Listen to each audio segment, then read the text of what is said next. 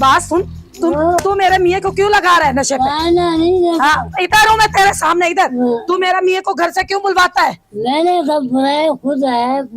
तेरे पास तो कोई बीवी ना बच्चा ना कच्चा कुछ नहीं है, कम से कम इसके तो बच्चे हैं। सर क्या है, कौन है? इसके बच्चे हैं, इससे पूछे औरत क्या कर रही। मंजूर, रानी हूँ मैं। क्या हुआ, रानी क्यों आ गई तुम? तो ये क्या कर रहा है तू?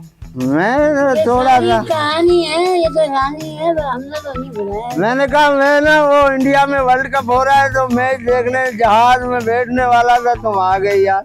तू जहाज में बैठने वाला, तू जहाज बना हुआ है, तो जहाज में नहीं बैठा हुआ। ये कर क्या रहा है?